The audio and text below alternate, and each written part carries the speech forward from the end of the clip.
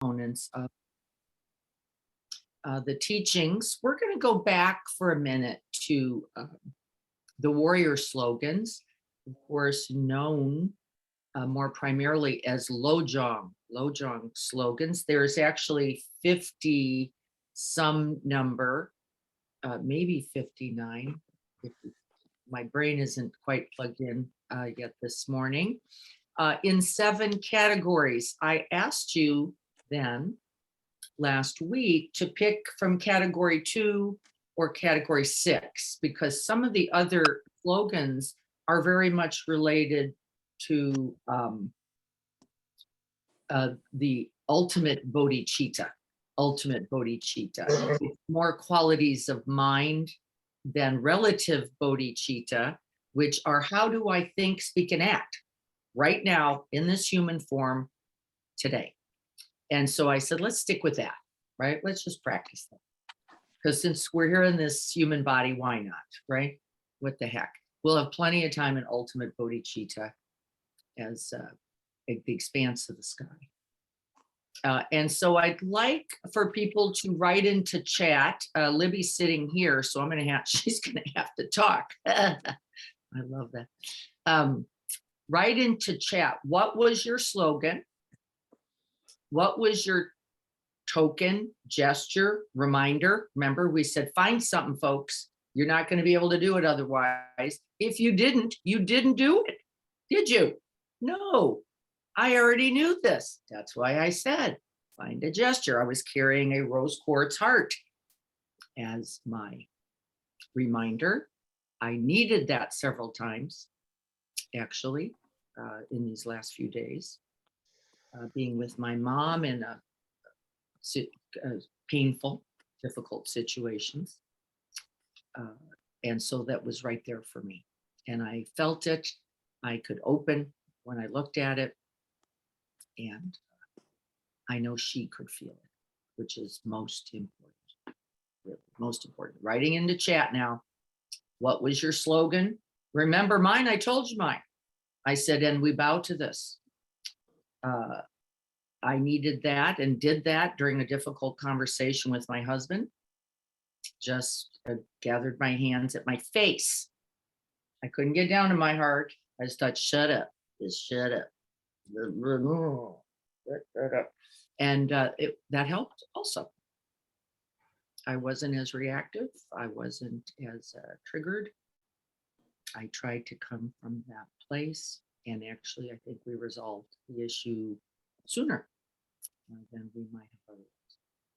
And that's good too, because really, what is the whole purpose of our practice, folks? What is it?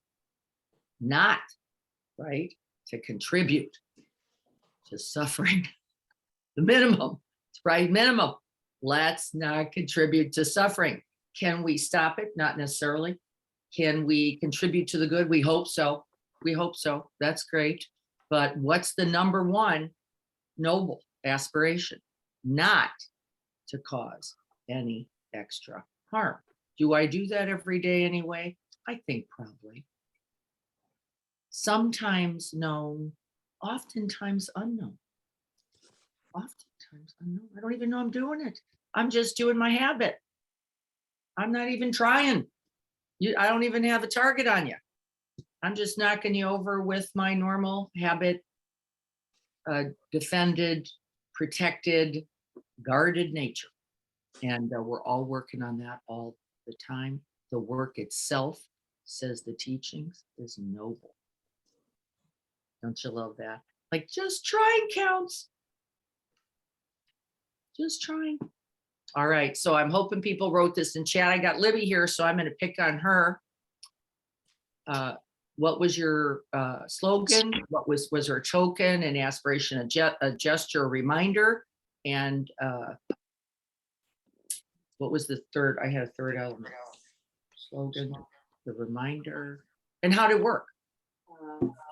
Talk about. I picked the easiest one, which was the one we talked about, which is I am grateful to everything. I am grateful to everything was her pick. And I would do just bring my hands and pull it down and take a deep breath. So she says she did this with breath. And I recalled twice that I was able to do that. Once in traffic, and then once with some challenge with another coworker, you know, not appreciative of their behaviors, and just being able to breathe and I'm grateful. I really was able to bring that up in those difficult times. I failed at bringing it up just as a reminder, but those at least twice was able to remember that. Okay, this is my helpful practice. Without them, Without no them, practice. there would be no practice. They are our greatest friends. And teachers, could everybody hear Libby? Could you hear her drawing into the breath, making that gesture? She was able to do it twice. She was able to do it on the spot. She did not remember to practice in other times when it was not required, but she was able to get to 2 of those and actually could genuinely feel the gratitude with her slogan, may I be grateful for everyone and everything.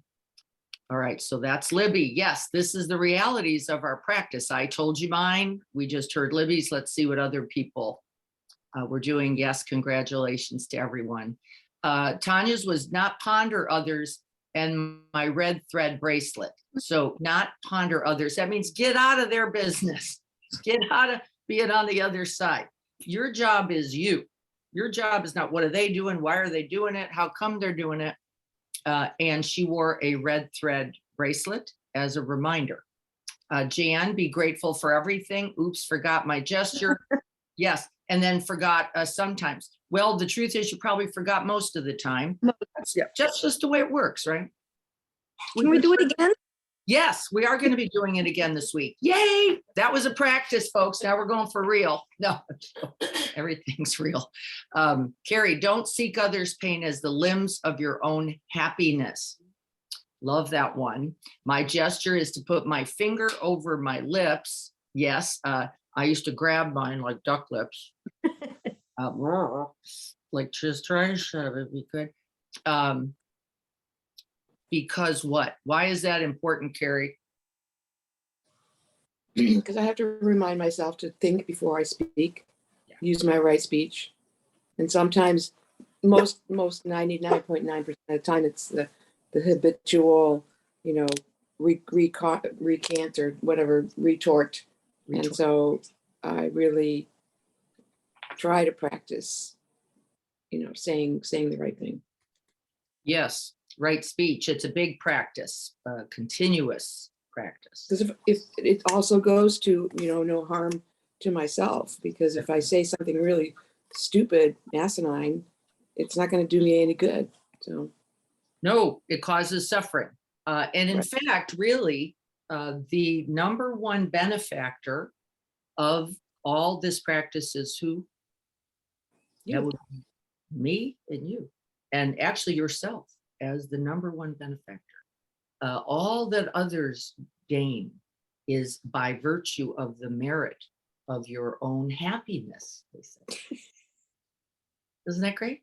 Everything that everybody gets is by virtue of the merit of your own happiness. Well, how do we get there? Well, let me not hurt myself, Carrie just said, and then say something stupid and then have to feel bad about me or bad about them and closed-hearted. And now I'm a shrink-wrapped mind around that. My body hurts. I feel disconnected. Well, there's nothing to lend. There's certainly nothing to offer from there. Yes, don't we know it's all true? Yes, we do. Don't malign others was Leslie's. Feel what's in my heart. That's right.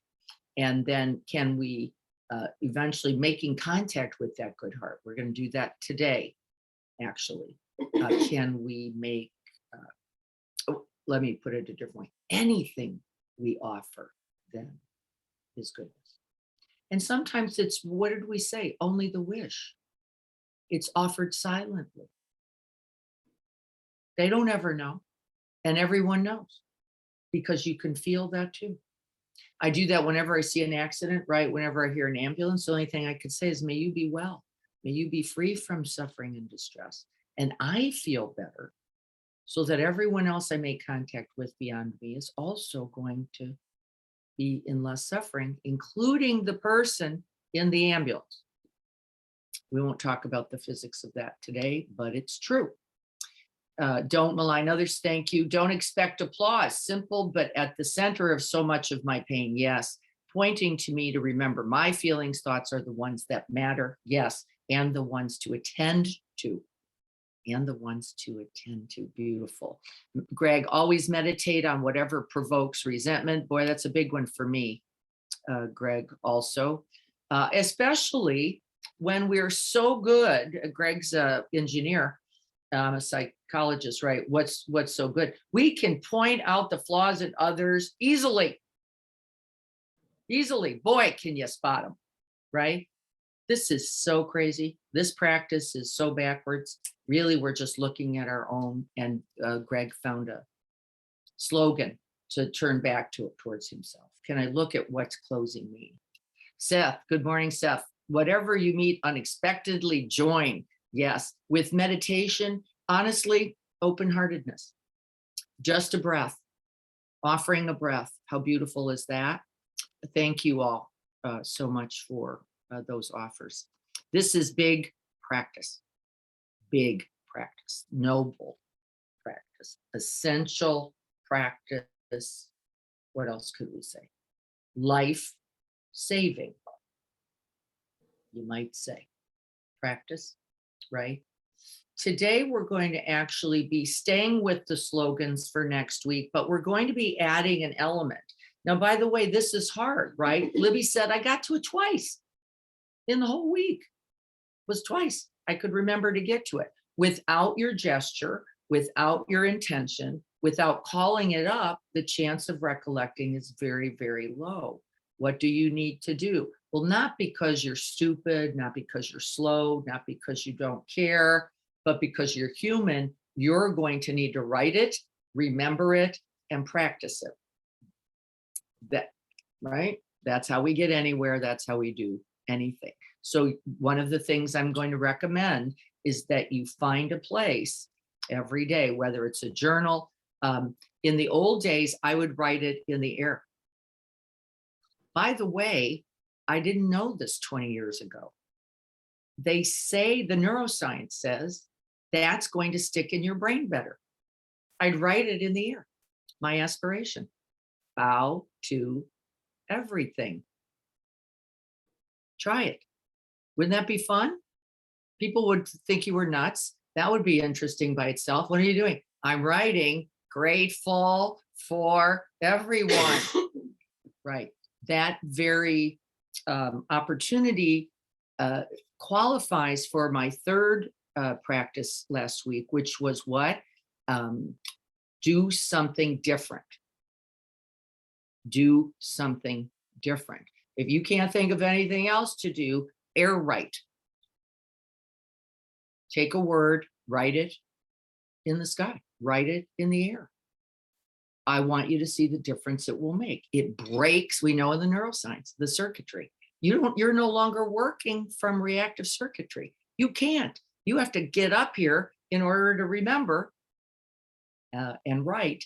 By the way, what do we remember? What do we remember?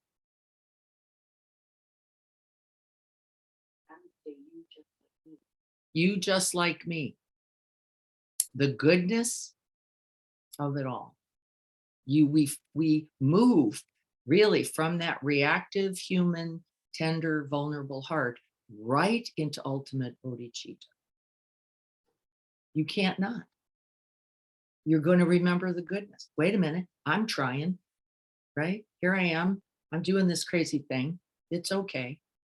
EMDR therapy, guess what it is? That's what EMDR is. It's what? Breaking the circuitry with the physical, and then eye movements get involved. Guess what it is? So do a little personal EMDR, little trauma training for yourself right there. Gratitude. I'm going to write it before I speak. Shut up. I'm going to write that, if you can do that lovingly, of course, right? Air right. That was a practice of mine 20 years ago, besides duck lips. And it was essential practice. Shivam says, change your attitude, but remain neutral. Yeah. For me, that meant when experiencing challenging circumstances, yes, acknowledge it. Yes, this is tough right now, right? That's beautiful compassion. But I have the choice, don't we, in how we choose to respond. The very acknowledging, by the way, is the beginning of compassion. The very acknowledging is the beginning of compassion. We forget. We think, I've got to be different. I've got to do something. Not actually, it's not first. Acknowledging the truth of distress, of suffering, of this vulnerability, of this humanness or tenderness. That's the beginning. Oh, here is a moment of suffering. Here it is. What am I going to do with this? Am I going to add to this? Or am I going to choose to do something different? Now, by the way, if you're in chapter 5 or 6, what you know is that what we know, and the Buddha knew this 2,600 years ago, is that the tendency of the heart mind in its own distress is to do what? Close, shut down, deaden, numb, distract. He knew it. And he said, this will never be the way to the end of suffering. And was he right? 100%, because there's no martini that's going to straighten that out for you. There's no screaming. There's no righteousness, is there, that's going to make that better. I have to remind myself of this every single day. There is the cause of suffering, and it is my own contractedness. It is not the other. It is not the situation. It is not. And boy, isn't it easy, said Greg. Look at our own resentments. The second of the 3 difficulties, that's right, Greg, thank you. Shift attitude, okay. Tanya, I also used the 3 difficulties when I was in the mode of reacting. Yep, helps a lot, yes. Several moments, yep, don't we all? And cause more problems, let it go was of much more benefit. Letting it go is a nice practice if you can get there. I'm not that good at letting go. Like, no. So if you can't let go, for those of you who may not have as developed a practice, I certainly am not great at letting go. I also use letting go, by the way, personally as a spiritual bypass. I let a lot go for 10 years. It got me in a lot of trouble because I wasn't really letting it go. I was shoving it somewhere. If you can't let it go in the moments you can't, what can you do? You can let it be. Hard like this. Scratchy throat like this. Annoying, annoyed like this. Wishing you were dead like this. Not to feed the story, but to recognize what? The suffering. Can I see the suffering I am cultivating by my own contractedness, shutdown? Yes, amen, says Leanne. I'm with you there, Leanne, big time. Amen. We're going to practice now. I've got people who I know have to get to work, and I want you to at least know the practice for today. We're going to begin by shifting. Let me see if I have this available so I can just read it for you. It might be here. Let's see if share screen can give it to me. Here we go. Remember, we were asked to keep in mind, if not to recite directly the aspiration, we'll do that now. This week, in addition, however, week 6 and chapter 6 talks about the 4 heavenly abodes, the 4 protections. What else are they called? The boundless abodes, they're known as. because there's no limit, no end to these 4 essential qualities of the bodhicitta. These are qualities of bodhicitta. What are they? I'm going to read them this morning. Before I do, would somebody like to read the Bodhisattva aspiration today? It should be up on your screen. I can read it, Diana. Thank you. May I become at all times, both now and forever, a protector for those without protection, a guide for those who have lost their way, a ship for those with oceans to cross, a bridge for those with rivers to cross, a sanctuary for those in danger, a lamp for those without light, a place of refuge for those who lack shelter, and a benefactor and a servant to all in need. Breathe that in.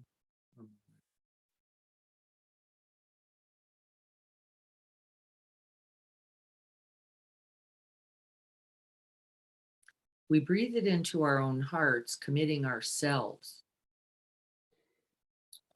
to these aspirations. That's why they're called aspirations. And then the second thing I would want you to do is to remember that right here, right now, there's at least 15 other people committing to doing that, not only for themselves, but for you. We forget. They're committing to doing that not only for themselves, but for you. That's the beginning of the ultimate bodhicitta. We're not just practicing for our own well-being, we're practicing for all. And here's the opening chant. We're going to start saying this chant whenever we get together. We'll start saying it together, but I'll read it today. May all sentient beings enjoy happiness and the cause of happiness. May we all be free from suffering and the cause of suffering. May we all have great happiness, free from suffering. And may we all dwell in great equanimity, free from greed, hatred, and delusion. The 4 heavenly abodes. We will use both Tanya's beautiful reading, the reflections on the boundless abodes, as a way of igniting our own bodhicitta. Remember, citta being heart mind, bodhi being a great, good, awakened, enlightened, present, responsive, wholehearted. And like our practice of non-meditation, meditation, we're not ringing the bell. Continuous meditation. I had my eyes closed so I could feel into the Bodhi heart.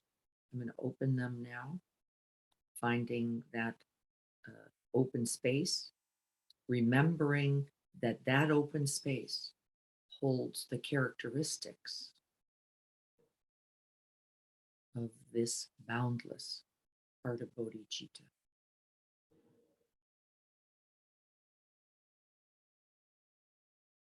And where we place the mind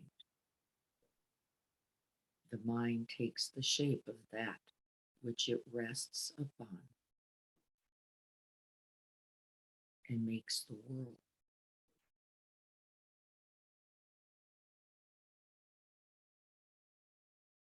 Where are you placing your mind, your heart?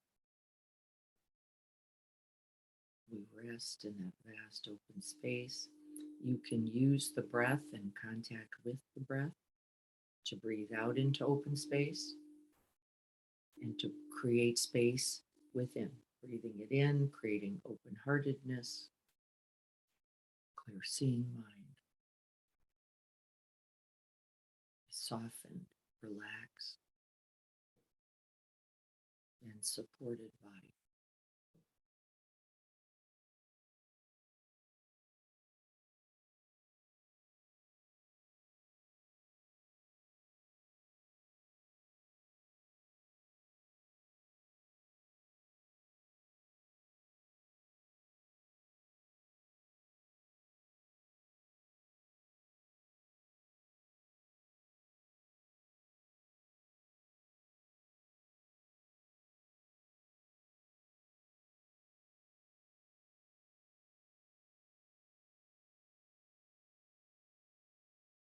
Remember, when the mind finds an object, as it will, particularly with eye open meditation, we're just capturing the object, oh, object, and we open back into the vast open space in which it sits. No problem.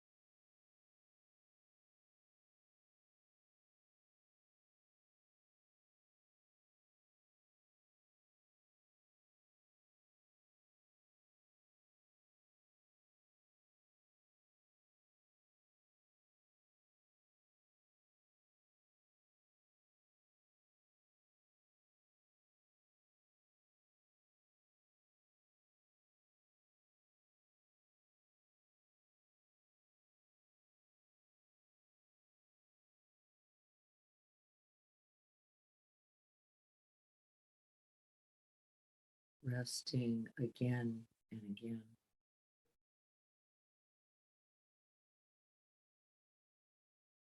The words used is Alaya,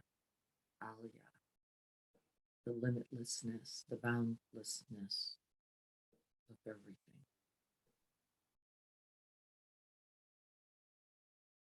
And you.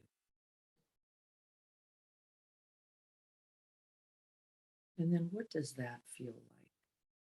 The boundlessness of you, not just the space.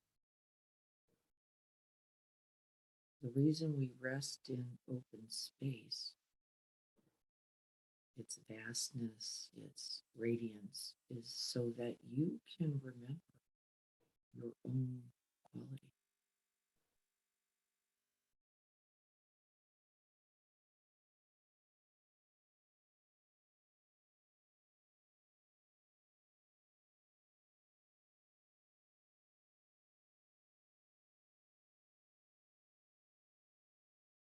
And what do you have to let be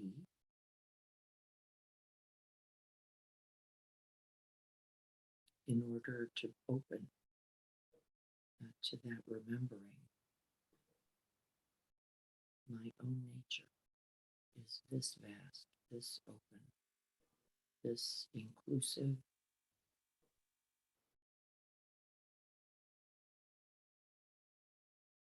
this compassionate, this loving.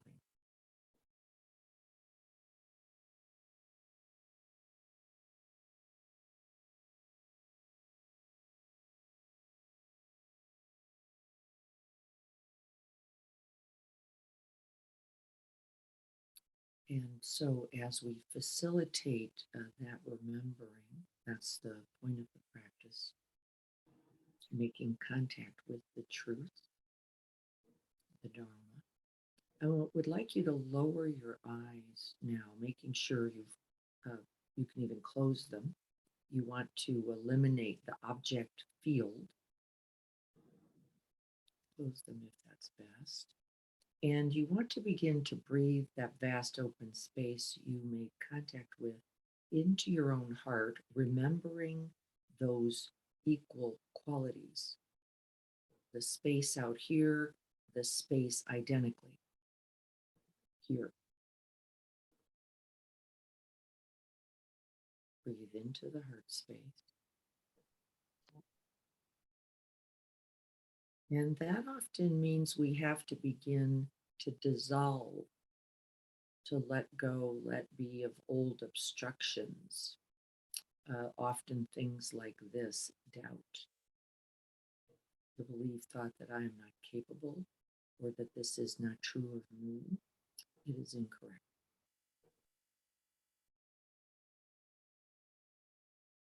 It is you. Breathe that in.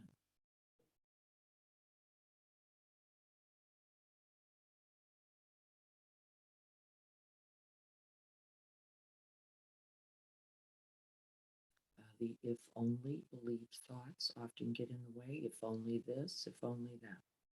Then I could rest in my true nature. It is circumstance independent. Doesn't matter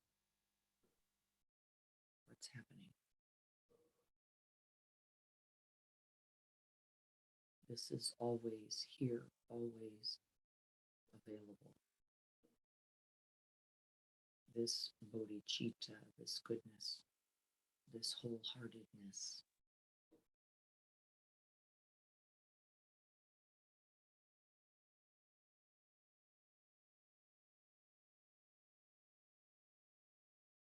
We mistake ourselves is an obstruction for the reactivity.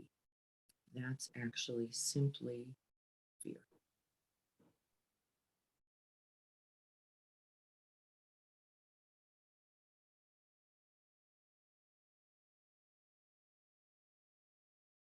Confusions, resentments, contractedness of every sort. This fear, can we breathe in and create a space for that tenderness, for that vulnerability?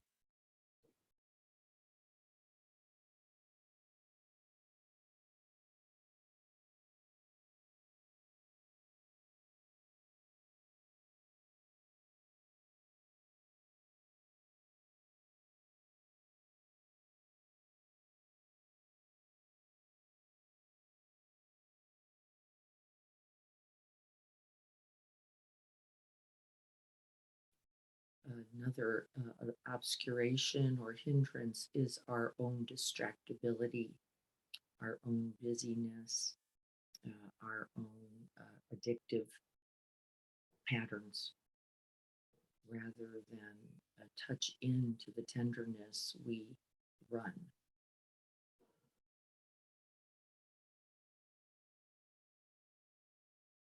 And rather than fault it, condemn, criticize, or judge, we can open that Bodhi heart to include that tenderness. Me, this, fearful, just fear happening. And then allow the feeling as we've been practicing. And I feel the contraction, the tightness, the tenderness, and create space and room.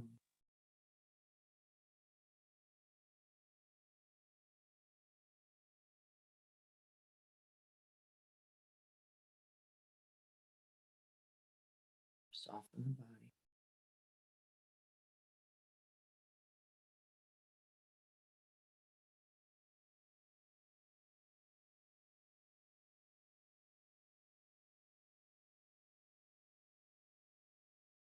Breathe into the heart.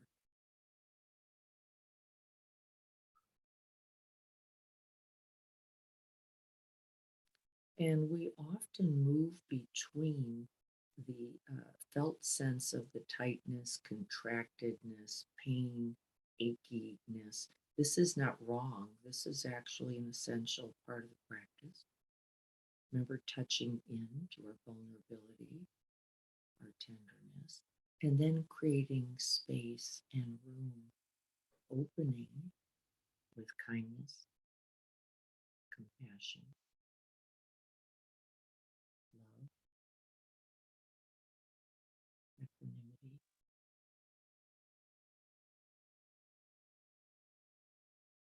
including.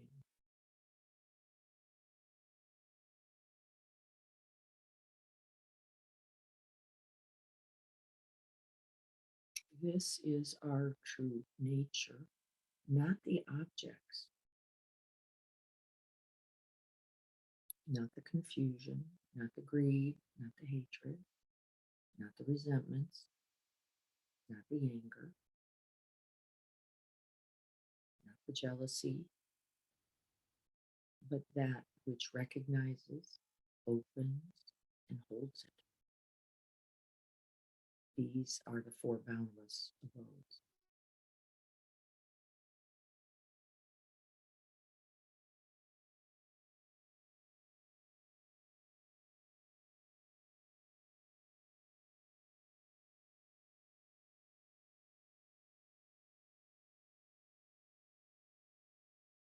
And now touching into our own hearts, creating space and room, making contact with the boundlessness of our capacities. We can include, embrace, open to everything. Remember, all the slogans point us there. Can we now recollect for a moment a moment of love, a moment of kindness? And I'd like you to first remember that being offered to you. Someone's goodness, their love, their kindness. Maybe it looked like generosity. Maybe it looked like patience. Comes in infinite forms. I'd like you to place that image in your own mind. Begin to breathe it in. The Tibetans put that up above them because that's where all things come from, all moments before. So it is above us, being drawn into us. You can picture this as a warm, glowing light. Some traditions picture honey, something sweet. Others picture light. Others picture things like love, or in whatever visual that might have meaning for you. Maybe it's a felt sense.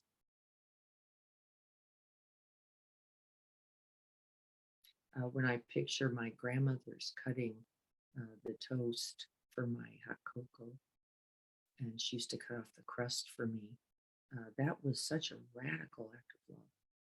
Could not get over that someone would take the time to do that. And I can feel the effects of that. And that's what we're looking for. This moment of love, kindness, generosity. And the point of it is to draw it in and feel the effects. And it's making me smile. I feel immediately more lighthearted, lightened in the body.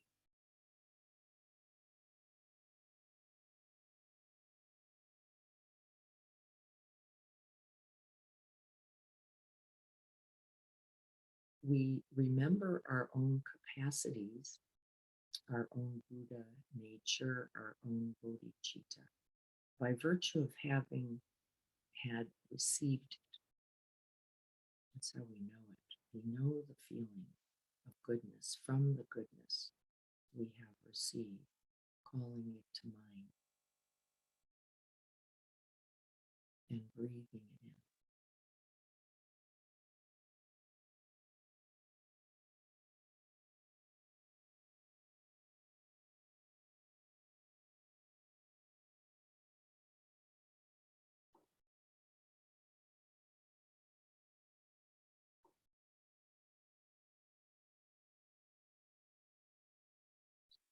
Now the habit-natured mind can step in here easily, our fear-based mind, our tender heart, and recollect all the moments we didn't get that.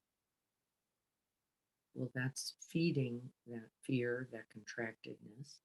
Doesn't mean it isn't true, but can we open to this, the tenderness even of this, and offer ourselves then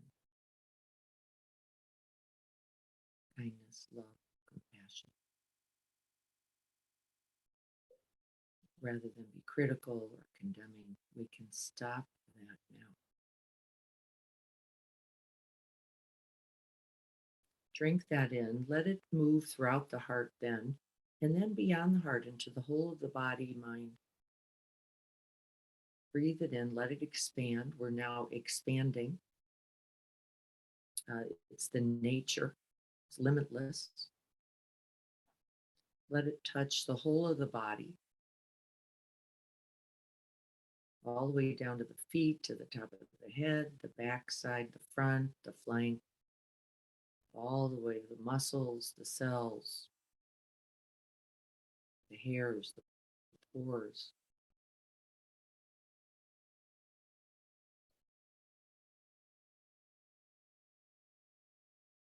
All the way down to the bone, beyond the bone to the marrow.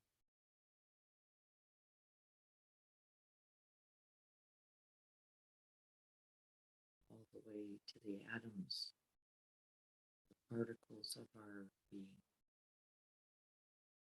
Infuse, immerse yourself in this goodness.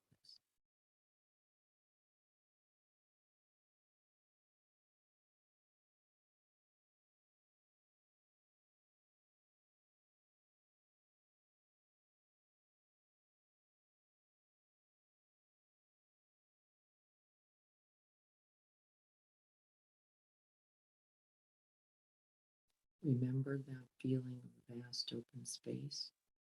Well, this feels like open space filled with goodness, filled with love, filled with divine source, whatever words you use. It is not merely awareness. That's open space. It is imbued with our true nature.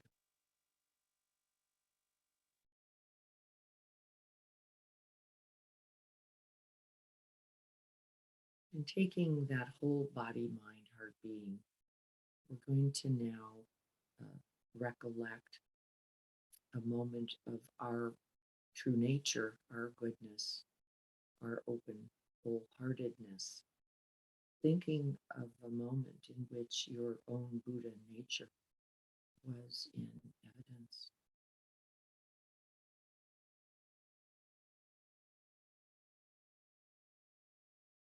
And I'm recollecting, as an example, just giving my mom an extra hug before I left on Monday, and her crying, and me holding her.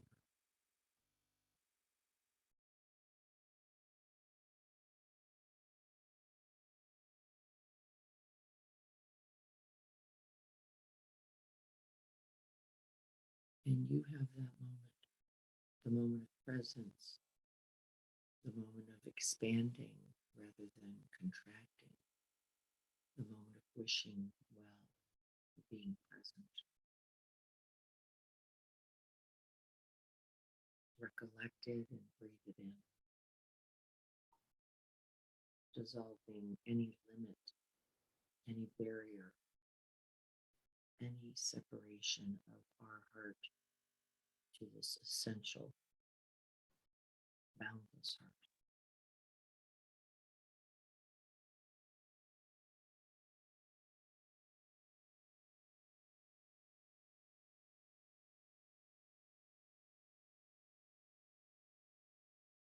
Holding open space, recollecting our own goodness, and letting it also expand.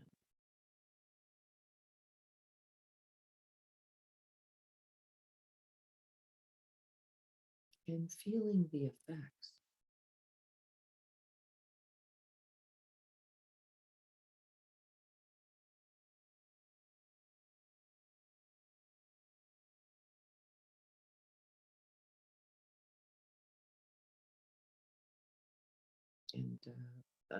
And one of the effects is I feel the kind of barrier body, this separate single body dissolve.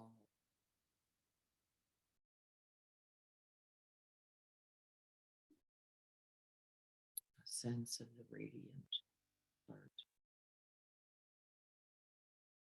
moving in all directions, well beyond this identity of daughter or Diane.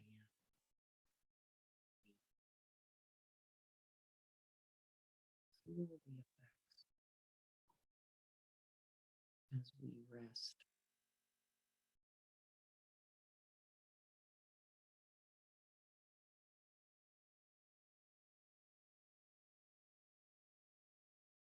May all beings have happiness and the causes for happiness.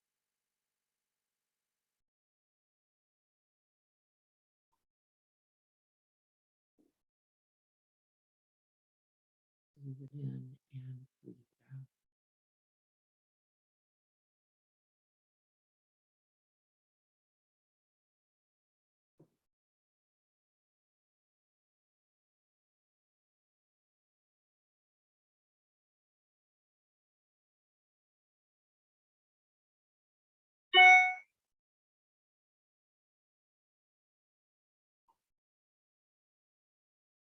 May we all be free from suffering and the causes of suffering.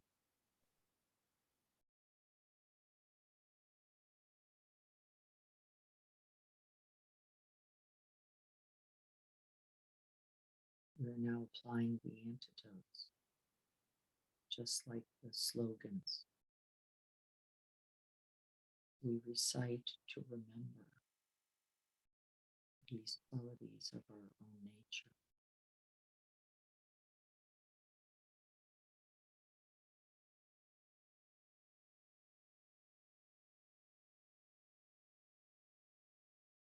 May we rejoice at our blessings and the blessings of all beings.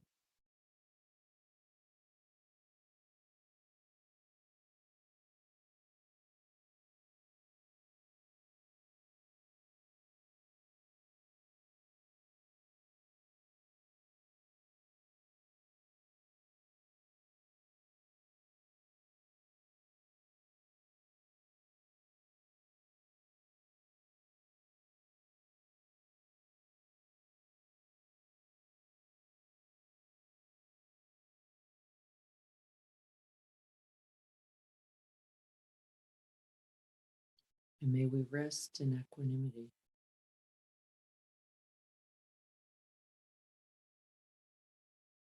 open, spacious, vast, and boundless.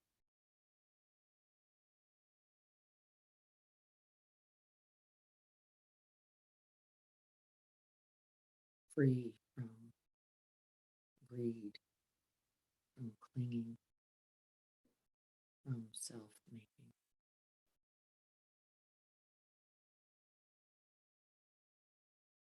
Or other making.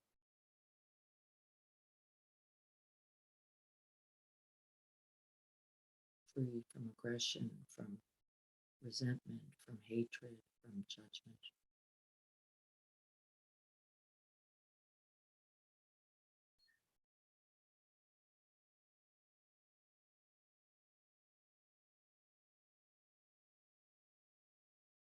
free from ignorance, from delusion, from confusion.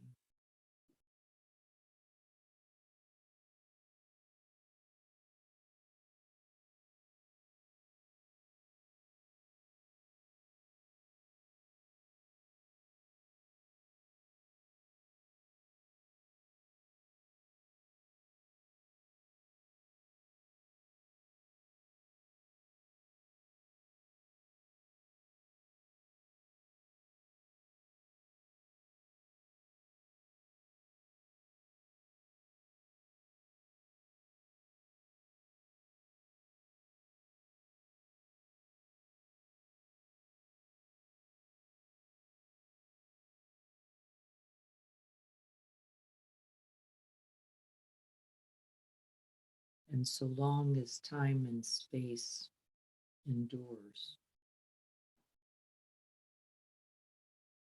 and as long as there are beings who exist,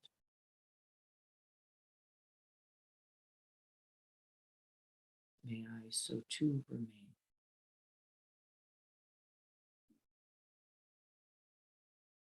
To wash away all the sorrows of the world.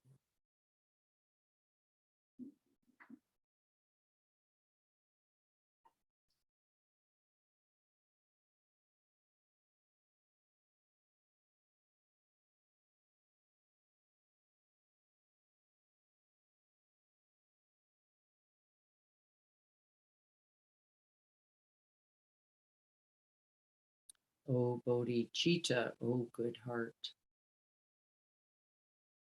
O boundless one, precious and sublime, may it arise where it has not yet come to be. And where it is arisen, may it never diminish, but grow and flourish evermore and more.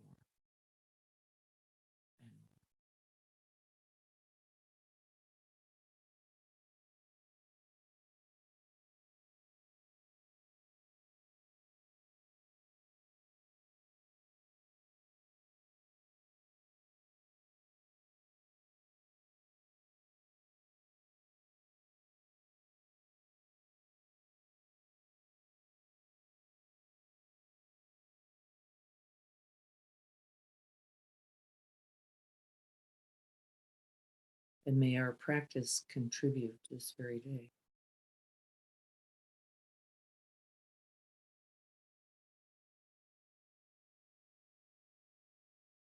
Until all beings are happy and free.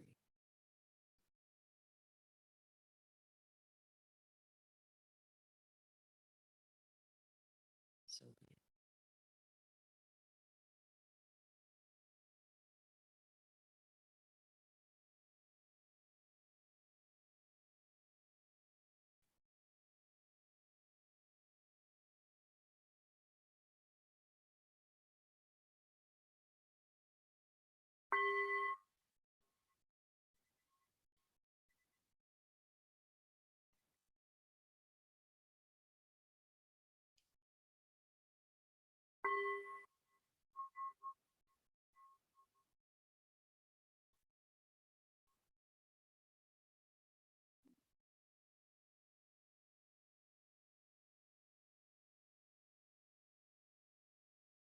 Gathering the heart mind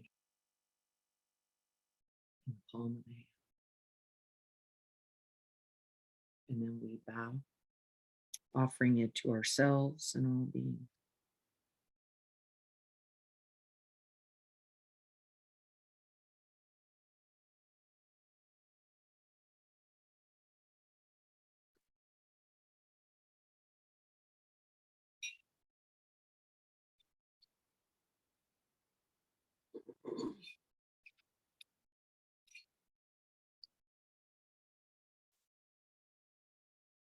You're going to be asked today to get what would you get? An index card, maybe even an old birthday card or something you think is pretty or that's going to call your attention or something.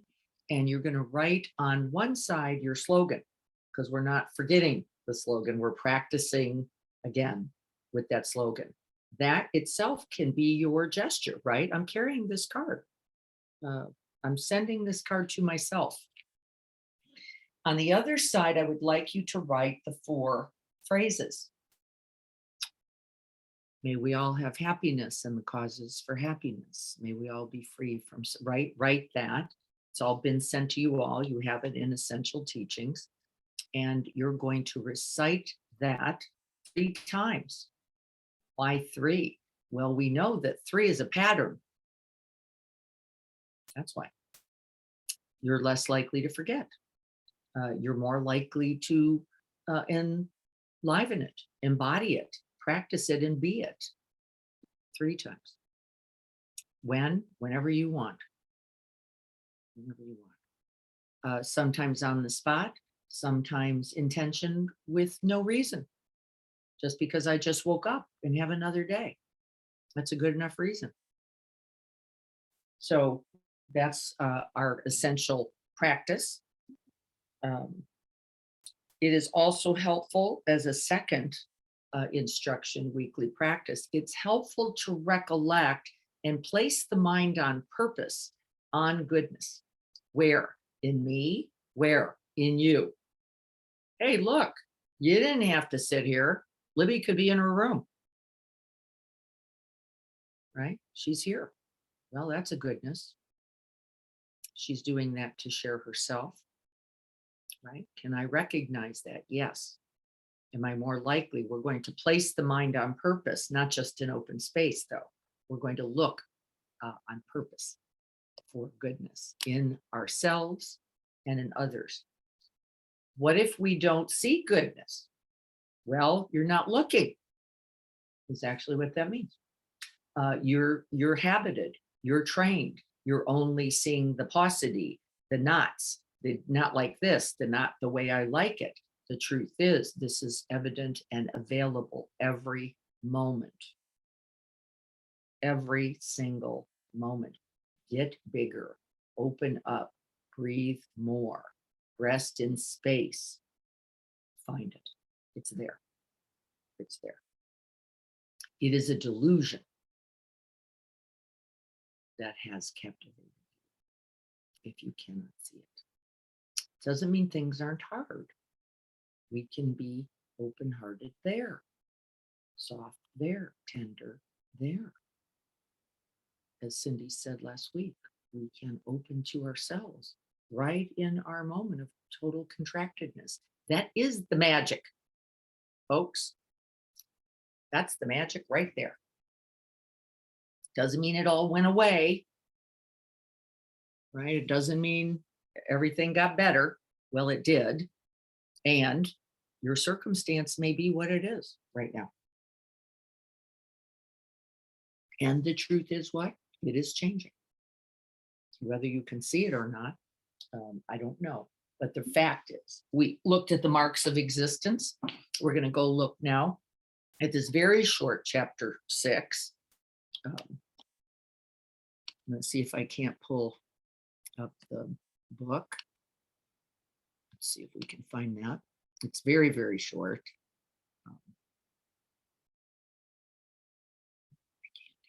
Hang on a second.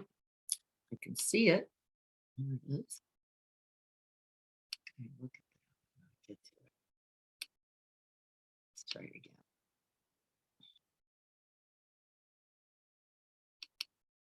So chapter 6 is on the these 4 boundless abodes, the quality of the heart mind. Let me see if I can move this and get to where I can save it.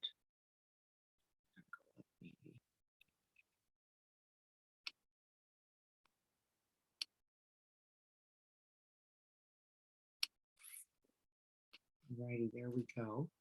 There are the one version.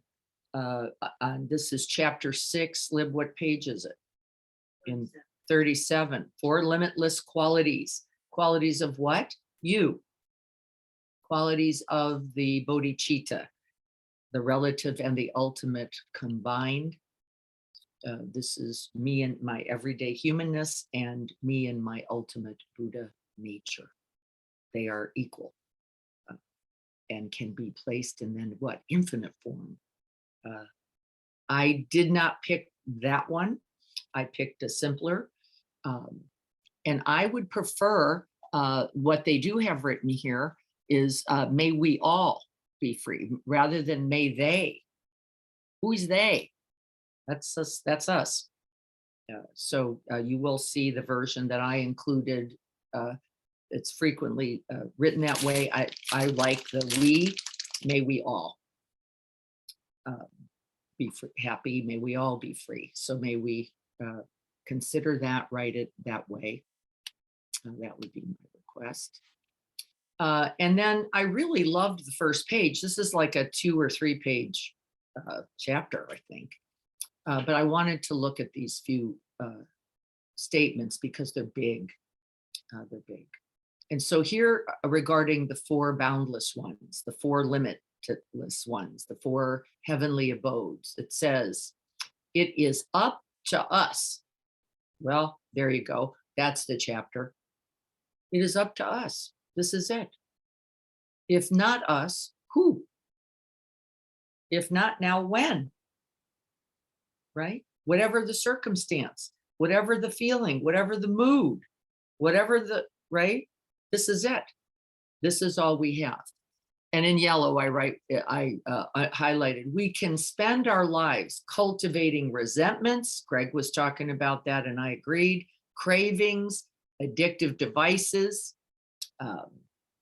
right? Pains. We can focus on this, or we can explore the path of the warrior. This, of course, is not an aggression. This means I'm going to give it this everything. I'm going to work this hard.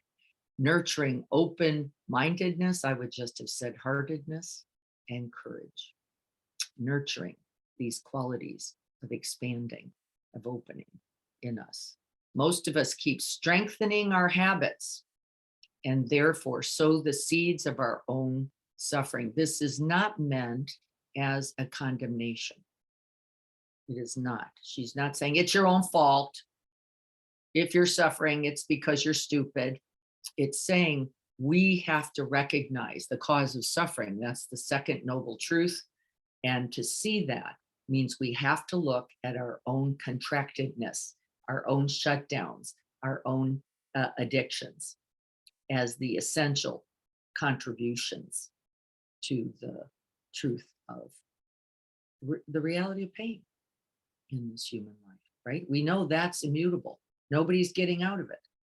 But suffering is something that we have to look at. How are we propagating this in our lives? And it is always with a certain level of mind quality. Blaming, resentments, anger, shutdown, right? Endless, and human. And this is where we can open instead of close. The Bodhicitta practices sow the seeds of well-being. It's for sure. It is for sure. I did it wrong for a long time. It didn't get any better. I decided that the practice was stupid. This is my adolescent nature. It took me a while to go, you must not be doing something right. What was it? I wasn't opening anything. I was just reciting. It doesn't work that well. It still worked because I got there. It just took really long. It's better to recite and then drop in and feel the effects. Where can I feel the openness? Where can I feel the lightness? Where can I feel relief? Right? Rather than just recite. Reciting is good. We know by itself, it will, like water dripping on rock, wear away our contractedness. However, to feel the openness, to feel the goodness, to remember it, recall it, is actually better. When we can't find any goodness in the present moment because our contracted mind cannot see, can we call on another one from the past? Yes, you can. Wouldn't it be better to go, wait a minute, I'm going to remember grandma. that was the beginning of my own open-heartedness. It was like, well, I can't see it right now, but I remember her cutting toast when she had a lot of other stuff to do, and could have easily gone, look it, eat it, shut up. She didn't. She said, no, let's do this for you. And I remember that goodness, and it invites only open-heartedness. You're going to find that for yourself this week. This is the practice. The four limitless ones, these are the qualities of the heart of bodhicitta in ourselves and others. Often, of course, in politics, we can really do this, can't we? We don't see the goodness, the loving kindness, the compassion, the equanimity in others. We just see the greed. We just see the hatred. We just see the delusion. Is it true? Never. Ugh. Right? No, it's not true. Is it in evidence? Yes. Is it contracted? Yes. Is it their pain, fear, distress? Yes. Is it in evidence right now? Yes. What does everyone most need? Open-heartedness, just like we do, right? In our contracted nature, in our fear nature, in our habit nature, we need the same. And so what are we going to do? We're going to practice opening with our slogans and with our phrases. If you can't do anything else, here's the practice. You're going to run into a lot of fear. It's out there. You're going to run into a lot of unskillfulness. You're going to run into your belief thoughts that it should be another way. What are you going to do? Offer a phrase. May I be free from this limited perspective that the other is just a jerk. May I be free from this perspective that I've got to do something more than I can do right now. It's not going to be helpful. Can I free myself? Can I be in joy for the happiness, the goodness, the health of myself and others? If nothing else, can I recite the phrases? Yes. And the answer is yes, I can do that. Can I always feel them? No. That's why we recite anyway, because we are still cultivating mind, qualities of mind that eventually will translate into qualities of heart, mind, and bodhicitta. Then we gradually extend the aspiration to widening circles of others and relationship. Do we begin there? We never do. We can't. If you cannot feel for the other, who right now is just being such a dope, their fear nature, that you can't get over there to them, whose job then? It's to feel for yourself in that limitation. Tap your own heart, rest your own heart. May I feel for myself in this difficulty, since I can't get over there right now. This is good practice. This is the heart of bodhicitta. Can I feel for myself in this absolutely insane situation that I can't see my way out of right now? Do it for yourself, and it will translate, I promise, to others. We have to feel the genuineness of the aspiration. This is what I did wrong for about 12 years. I recited, I didn't feel anything. I just had the words, but I didn't get the instruction to try to feel into my own heart, my own tenderness, if nothing else, right? Even if I couldn't feel love, could I feel the pain of it? Well, of course I could. Of course I could. And then could I feel for me? I didn't get that instruction. And so I just kept going, may you be happy and free and have the cause of happiness. I have no idea what that meant. Could I just feel for myself? Yes. Yes, we can. That's a boundless quality right there. Can I feel for myself? And then we can add what Libby said, and all those just like me who feel like shit too. Can I? Just the statement will make the difference there. Can I? Cultivating these four qualities gives us not only a quality of heart, it actually gives us insight. We are all in struggle. We are all so capable of getting out of the struggle. If we only see the one, we're only seeing half the picture. If I only see the struggle, if I only feel the pain, if I'm only locked up in fear, I'm forgetting that I can show up for me right there. That I can show up for me right there. Even if no one showed up for me before, I can show up for me right now. And that's our job. Can we get our own hands on our own hearts and feel for ourselves in this moment of struggle? And the answer is we can. There are, besides the boundless abodes, there are something called its opposites. We're not going to go over those today. Those will be gone over more in the individual chapters on these boundless abodes, starting next week with loving kindness. We're going to look at, she looks at each boundless abode, quality of Bodhicitta. And we'll go into what those opposites are. We're not going to look at them. You will feel them anyway, won't you? You're going, I can't get to loving kindness. Well, how are you feeling right now? Angry, shut down, resentful, doubting. These are its opposites. And we'll learn more about them because you'll feel them. We'll be able to use that stuckness. That's what I just said. As well, because the stuckness is also insight oriented. What's keeping me stuck? The belief thought that I just shouldn't have to do this often. The belief thought that this isn't fair. The belief thought that I've already done this 20 times. Why should I do it 21?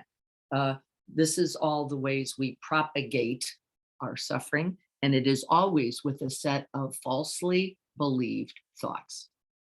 Falsely, no, because we so buy in believed thoughts falsely. Joko used to hit me over the head with this. No, that's just your thinking. That's not the truth. I'd be, no, really, he is a jerk. She'd go, doesn't matter. You're being a jerk. That's part of the problem.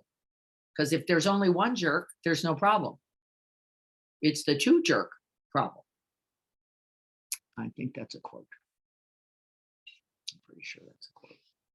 Takes two jerks to make a problem. Uh-oh. Oh, okay. Let me look at that one more time. Or maybe for 26 years. We can make the compassionate wishes. We can make a loving kindness wish, and it matters. Watch the mind that believes, well, my making the offer silently in a phrase, that's not getting that person out of any jam. That is completely incorrect. We know this by virtue of the neuroscience and mirror neurons. Your well-being translates. Your wish for their well-being translates. We know it on fMRIs. Somebody sitting there in a room with screaming babies who's just meditating in equanimity. Guess what happens? We have a dog here sleeping. Why is he sleeping? He's sleeping because we were resting. He's rested because of our restedness. He ran into the room, by the way, this morning. Why? This dog's remembering. It's going, I don't know what we do in here, but it's good. Works out. Right? And so be watchful of your doubting that this isn't going to be helpful. If somebody's drowning, you may have to reach in and pull them out also. Right? There may just not be, may you be free from suffering. That will lead, we trust it, by the way. That boundlessness will lead to better get in there, better do what I can do. I don't know what it, but I'm going to jump in anyway. And the truth is we do. But we can start with the very intention and the very wish. I think that's about all that I thought was essential.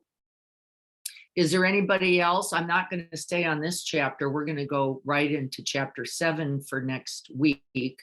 Is there anybody who had anything underlined in the rest of the chapter that you thought was meaningful? It's a very short chapter. Please come on and share that with us. Anything else that you underlined that you thought?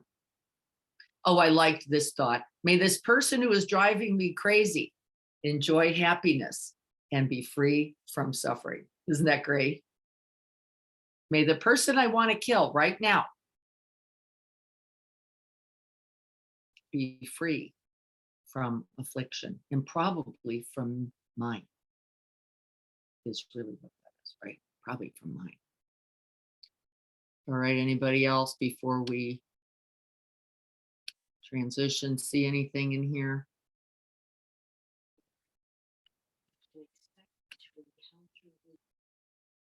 We can expect, Libby's saying she liked, what page was that on, Lib? 38. She said she liked the phrase, we can expect to encounter resistance, and discovered that we have our limits. We can expect to confront resistance, both ours and the others, right? Isn't that true?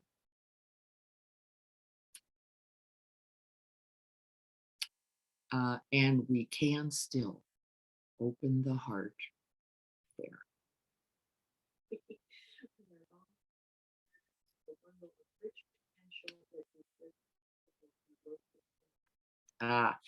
She's also reading the line, Pema says this often, and Chogyam talked about neuroses. He just meant our insanity, right? Our delusion. That's what he meant. He found a Western psychology word. He liked the word a lot, neuroses. So we used it. He actually just meant our habit nature, our cause of our suffering, our insanity, and how we keep off doing that to ourselves. I don't see that on page 38, but I'm not sure that my page, after we practice for ourselves and those near to us, that's what I have at the bottom.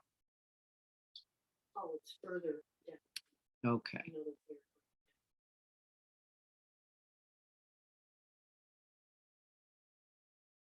Oh, we are all a paradoxical bundle of rich potential that consists of both neuroses and wisdom. That's the line that Libby was referencing there.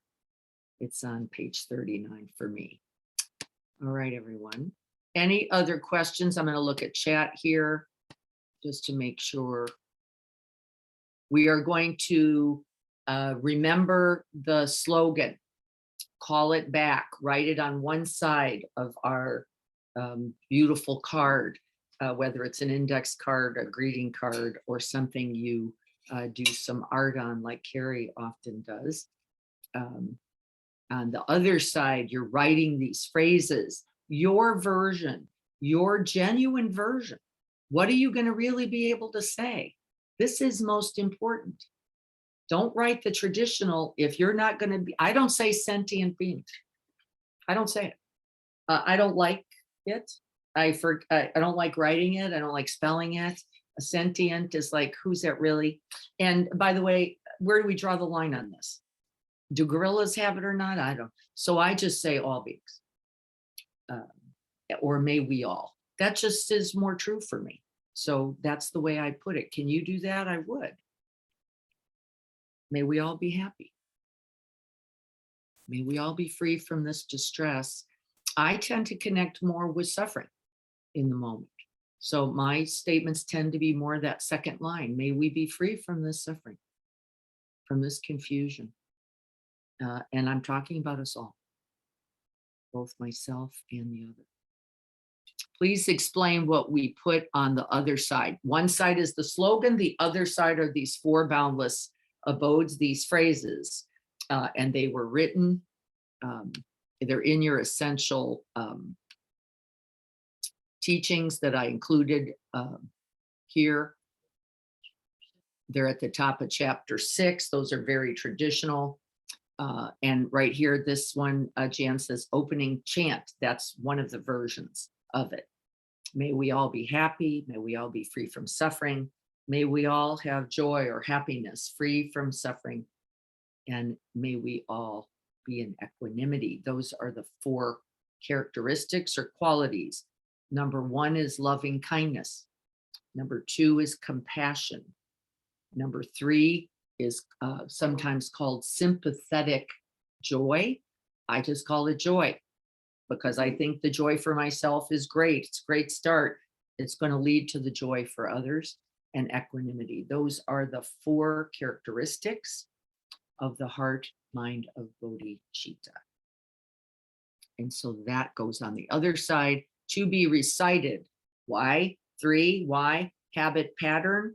And then on the spot, if I see suffering, let me try to grab, may you be free from suffering. If I see loving kindness, may I recite, may we all have the benefits and the merits of that kindness.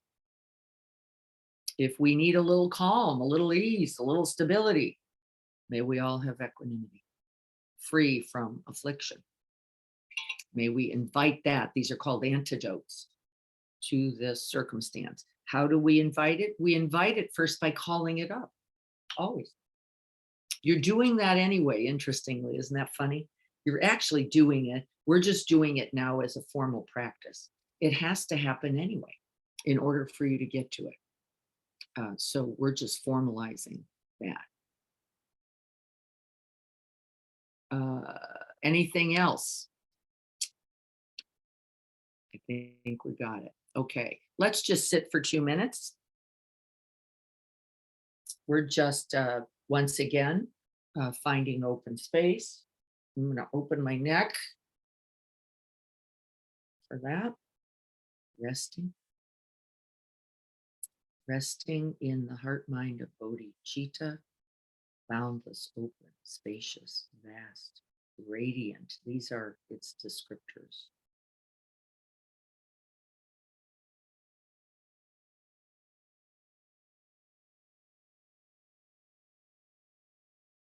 And then it says, where can you look, feel, be, where there is not that spaciousness?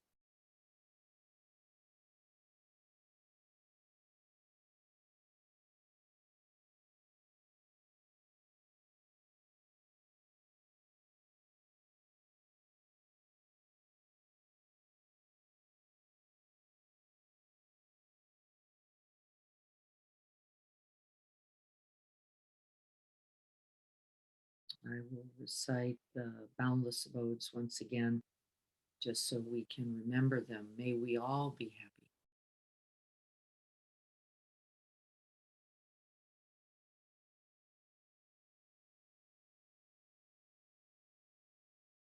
May we all be free from suffering.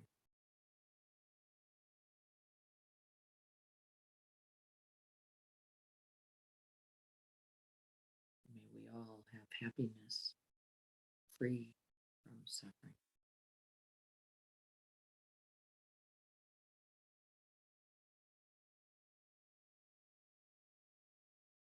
May we all cultivate the qualities of equanimity, free from greed, hatred, and delusion.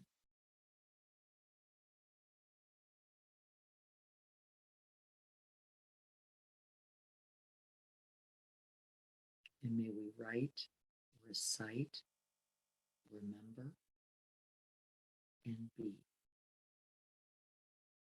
that heart mind of bodhicitta, our true nature.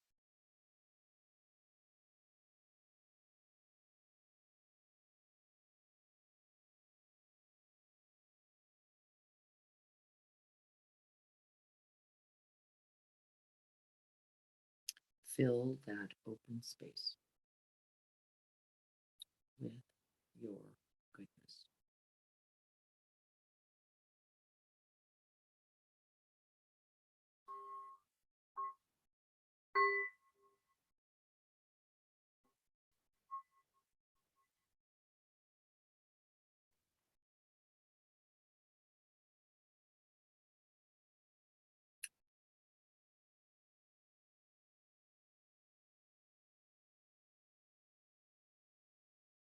I'm going to go find my card now. I've got a lot of extra cards. I'm going to go locate one, get it on the card, carry the card with you, put it in the car, stick it in your planner, fold it up, put it in your purse, your wallet, stick it in a pocket, and pull it out at least 3 times a day. And see the difference that the remembering and reciting itself will make.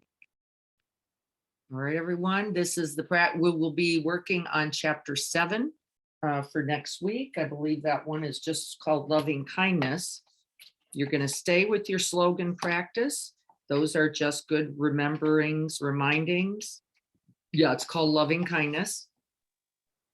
And we will look more at that particular quality of Bodhicitta and the nature, one's Buddha nature. All right, everyone, good to see you this week. We will be in the garden this Saturday. I was actually thinking I might be out of town. I am not going to be. I'm going to be right here. So we will be in the garden again with our Nespresso machine. That's going pretty well. We're getting a nice group, which I love.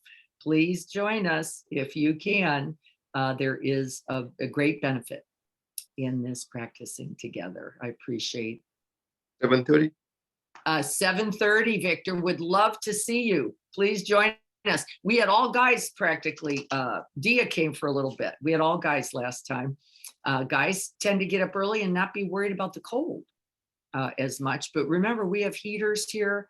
We can drop the plastic to keep it a little warmer. We'll be fine. So please join us. If you need the address, let me know and I will send it to you. Victor, do you know how to get here or know the address? I can write it. I remember. What's the number? 816 Passiflora Avenue in Encinitas. Good. I thought it was Mango. And you, if you know the street, you'll be able to find us easily. I remember. The big garden. We'd love to see you. Thank you. All right, everyone, please be well and recite your, I'm going to go get my card right now while I have a few minutes so that I can follow the instructions as well. See the difference that they make. All right, group, look forward. I will be, Greg will be teaching Thursday morning at 7 a.m. also on this same Zoom site. So if you can't make it on Thursday, see if you can't join us on Saturday. All right, everyone, take good care.